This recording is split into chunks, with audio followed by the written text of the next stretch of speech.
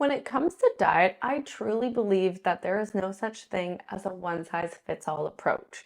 But when it comes to fat, especially in the context of cardiovascular disease, there are some basic principles that I like to follow. So, fat is one of those interesting categories of food that has a lot of variance within it. And so, there are some types of fat that are incredibly inflammatory and bad for the heart. And then there are others that are the complete opposite. So, in today's video, I want to focus on three main types of fat that get a lot of airtime when it comes to cardiovascular disease. And please note that this is something that applies to all of us. So you could come at it from the lens of prevention, which statistically speaking, most of us will die from some form of cardiovascular disease. Or you can look at it from the recovery standpoint. So you already have had a heart attack or high blood pressure or other things flagged in your health history. So this applies to everyone. Now, before I dive into it, let me first introduce myself. My name is Dr. Robin Lewis. I'm a naturopathic physician practicing here in Vancouver, British Columbia, Canada. And today, let's talk about fats for the heart. So let me first give you a little bit of foundational understanding so that things make sense moving forward. So fats is one of our three macronutrients. And when I say macronutrients, I'm referring to nutrients that contribute to calories. So there are other things within our food that also are very important, like different vitamins and minerals, but they don't necessarily contribute to calories. And within each of these macronutrient categories, there's going to be a lot of different types of carbs, a lot of different types of fat, a lot of different types of protein. And within each of those, they will have different vitamins and minerals, especially if we're talking about things from a whole food perspective. So I just want to clarify that for you. And as we'll go along, there are certain fats where it's the other components that are a part of that oil that make it so beneficial. So it's not all just about the fat inside of, let's say, an olive oil. It's about all of the nutritional components. So a really good example of this is carbohydrates. So under the category of carbs, we have refined white sugar and we have broccoli. There are carbs in both of those things, and as it should be fairly obvious, those are two very different foods that will have two very different impacts in the body. So those are some of the things that you can think about when you're looking at fats. It's like, what are the good fats that promote good health, and what are the ones to avoid that maybe will decline our health or are not as good for us? So let's start out by talking about one of my absolute favorites, and that is olive oil. But more specifically, I'm referring to extra virgin olive oil, which is the less refined, more nutrient-dense version of olive oil. So this particular oil gets its claim to fame because it's mostly a specific type of monounsaturated fats combined with different nutrients like polyphenols and vitamin E. And when I say monounsaturated fat, I'm referring to a type of fat that has one double bond. So if you look at this diagram, you can loosely see that these different fats will have different chemical structures. There's saturated fat that has no double bonds, and then there's unsaturated fat, which will have either one double bond, which is the monounsaturated fats, or multiple double bonds, which is the polyunsaturated fats. And so in olive oil, while it does technically have a combination, it is mostly monounsaturated fat. Now, interestingly enough, all three fats I'm talking about today fall into one of those categories. So olive oil, mostly monounsaturated fat. Then I'm going to touch upon saturated fat and a very specific type of polyunsaturated fat. And so circling back to olive oil, it has a specific monounsaturated fat called oleic acid. And this is the one that gets a lot of the claims to fame when it comes to olive oil. And so a lot of these other sources of monounsaturated fats won't necessarily have the specific type oleic acid. So as you can see, these things get very nuanced very quickly, but just note that oleic acid is one of those key monounsaturated fats found inside of olive oil. And as I alluded to earlier, there are different types of olive oil. So you're going to want to get an organic extra virgin olive oil high in polyphenols. And when I say high in polyphenols, that's generally referring to 250 milligrams of polyphenols per kilogram of oil. So that would be considered a high polyphenol olive oil. And if you actually go to taste the difference between different olive oils, it should become quite apparent if you have a good quality one high in polyphenols, because these olive oils will usually have a very distinct taste to them. Some will describe it as like a grassy or a bitterness. It should kind of almost burn the back of your throat, and it really shouldn't taste very plain. It shouldn't just taste like a bland oil. Really good high polyphenol olive oil has a distinct flavor to it. So that's another way you can kind of check if your oil is a good one. If we jump into some of the more specific health benefits, especially from a cardiovascular standpoint, there are studies to show that it has the potential to help with blood pressure control, help with your lipids. So that would mean increasing your HDL cholesterol, which is your good cholesterol, decreasing LDL cholesterol, your bad cholesterol, decreasing triglycerides, a different type of fat that you do not want high amounts of. It has also been shown to reduce the oxidation of LDL, which makes it less atherogenic, aka less able to form plaque inside of the arteries. And plaque is what leads to heart attacks and strokes.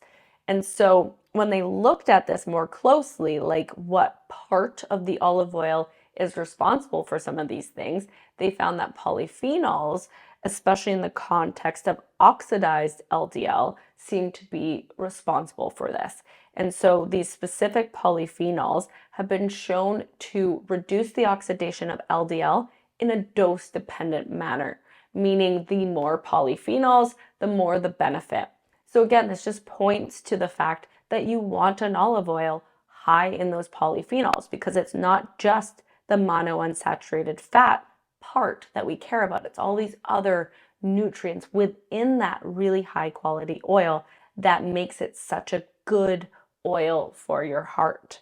Another 2014 meta-analysis looked at extra virgin olive oil and found that elevated consumption in the diet led to lower rates of all-cause mortality, meaning overall death rates, reduced heart attack and stroke, and this was not seen in other animal and plant sources of monounsaturated fat, meaning olive oil is fairly unique for its benefits. Now, these are by no stretch the only benefits of olive oil, but I'm trying to keep things super concise here, so I won't go too much further, but I just want to emphasize one last time that there is a lot of very good evidence that supports high quality olive oil, but the type of olive oil that you choose and the quality of the olive oil that you choose and how you take care of your olive oil matters. And so I will reiterate some of the storage components when I talk about omega-3s, but just note that olive oil, as long as you're getting the right type, it has a very clear benefit, especially from a cardiovascular standpoint. Now let's move on to the next category of fats, which is polyunsaturated fats. But not just any polyunsaturated fat, I'm talking about omega-3. Now, specifically, the omega-3s that I'm talking about are EPA and DHA, which are two of the active types of omega-3 in the diet, which are primarily found in marine sources like fish and algae. Now, you may have heard that there are other good sources of omega-3s like hemp seeds, chia seeds, flax seeds, and stuff like that, which is only partially true. So those are higher in something called ALA, which can get converted inside the body after you consume it to EPA and DHA. Now, this does require a conversion inside of the body, and they have found that some people are genetically not so great at doing that conversion. So it's not a guarantee that your ALA is going to efficiently convert into DHA and EPA. So that's always something to consider if you're going to opt for some of these other sources of omega-3s. They may work just as well. Hopefully you're not a poor converter, because if that is the case, then you just have to consume a lot more to get the same out of it. It's also important to note that omega-3 deficiencies are extremely common. So for example, a lot of experts will say that if you're not eating fish around 4 times a week or more, you're likely low in omega-3, which I don't know about you, but I do not know a lot of people who are eating that much fish. Now, that's a very generalized statement, and you can test for these things. So there are blood tests that will look at your omegas if you want to know for sure if this is something that you have to focus on and really work towards improving. I will say these are typically not conventionally ran tests, especially here in Canada. It's always a private pay where you have to go outside of the conventional workup to get these sort of evaluations. But nonetheless, I do think it's important to note that you can test for this if you really want to know for sure if you're low in omega-3s. All right, so that aside, why should you care? Why do we care about omega-3s? Well, generally speaking, they are incredibly anti-inflammatory, and they really help balance out some of our more pro-inflammatory polyunsaturated fats like omega-6s.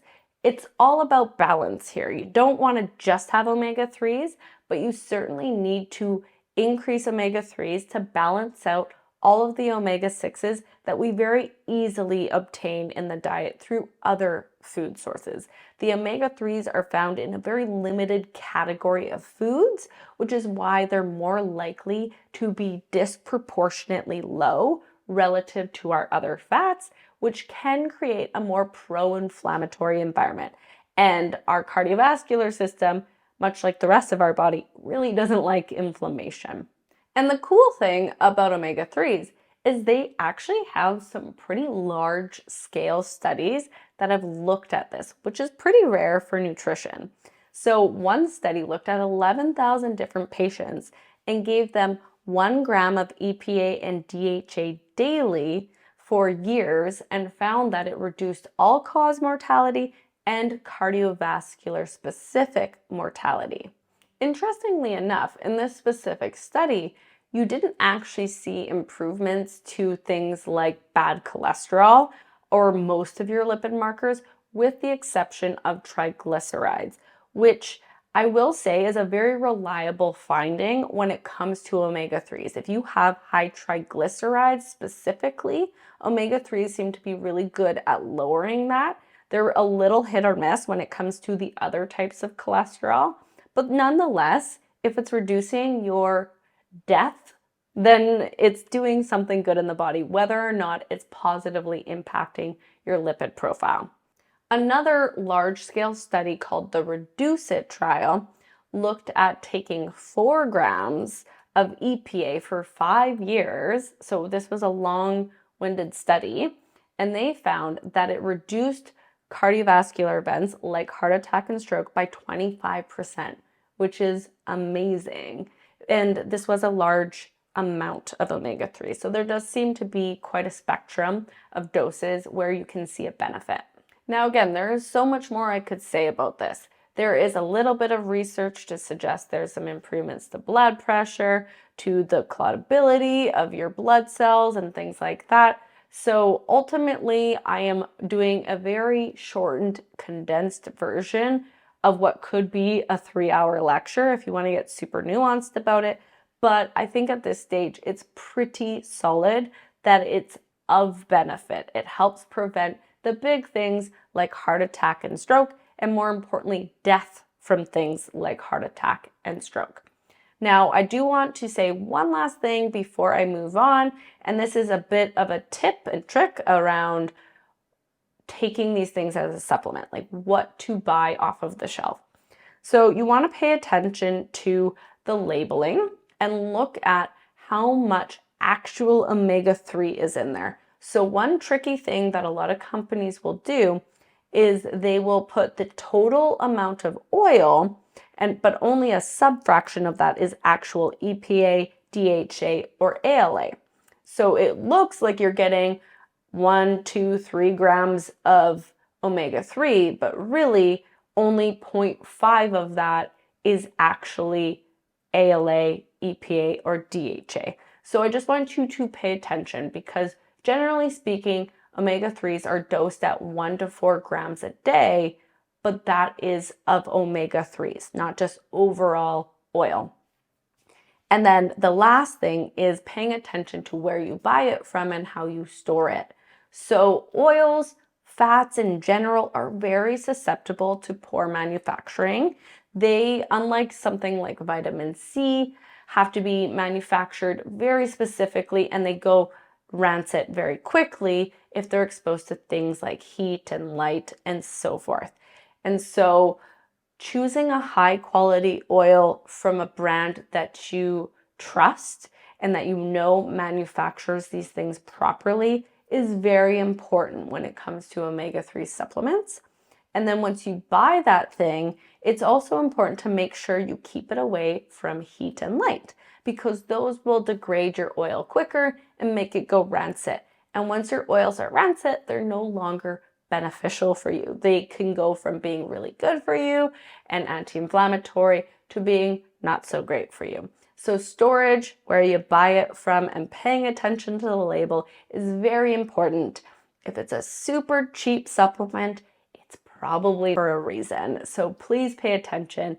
This is very important when it comes to your oils. Now, the last category I'm going to talk about is saturated fat. And this one is being talked about because it actually gets the opposite. It gets a lot of hate when it comes to cardiovascular related conditions. People are often recommending that people lower their amount of saturated fat in the diet, especially if they have any cardiovascular risk markers. And this has been very pervasive for a long time. And they keep lowering and lowering and lowering the amount of saturated fat that they recommend in the diet. The problem is the research is very hit or miss on this. So yes, there are some studies that say saturated fat is bad. A diet high in saturated fat is correlated with increased rates of heart disease and such. But then there's other studies that show the complete opposite. Now again, I'm going to guess, and I do think there is a little bit of research to support this, that it has to do with the type of saturated fat. So there's a ton of saturated fat in things like processed deli meat, and then there's also a ton in coconut oil. And one of those is more obviously bad for you than the other. So there is not a lot of nuance that goes into these correlation studies, right? They're just looking for overall amount of saturated fat in the diet. They're not teasing out where that's coming from. And obviously, if it's a processed deli meat versus something like coconut oil, those are going to have two very different impacts on the body. So I guess the point I'm trying to make is that the research on something like olive oil and omega-3s is a lot stronger than it is on saturated fat. Those two are fairly clear in my mind that they are, generally speaking, pretty good for someone. I'm not convinced that saturated fat as a category is bad for you. It's more about where you're getting those saturated fats from. And that's why I don't spend a lot of time diving into that fat specifically. I talk about it in the context of how to eat generally healthy, so avoiding a lot of these processed versions of saturated fat, like biscuits, white crackers, deli meats. Those are obviously bad for you. But it's not just because they have saturated fat, right? It's because the food itself is a combination of a lot of bad things. Whereas something like coconut oil, especially a very good quality coconut oil, I'm not going to make you restrict that in the diet because I'm not worried about it. So I do not work with patients to get their saturated fat down below a certain level. If they were eating an absolutely absurd amount of it, sure, I'd have a conversation with them about it. But I find that saturated fats can very much be part of a well-rounded diet as long as you're focusing on getting some of these other things and it's not a purely saturated fat diet. If you're getting a lot of olive oil and if you're getting a lot of omega-3s in addition to that saturated fat, I believe this is still going to be incredibly good for you. So that's all I'll say about that particular one, is just that it isn't as clear as they make it out to be. Every recommendation that you'll see on these platforms talking about how to promote good cardiovascular health will always tell you to remove saturated fat. And I just don't believe there is enough literature to support that claim. So I feel fairly neutral when it comes to saturated fat. So I hope that you guys found that helpful today. Of course, this is a very rushed version of it, but if I could just give you the Coles notes on how to eat fat for the heart, this is what I would want to talk about. If you have any follow-up questions, please let me know. If you have any follow-up clarifications that you want to provide for my audience, those are always welcome. Thank you again for listening and have yourself a fantastic day.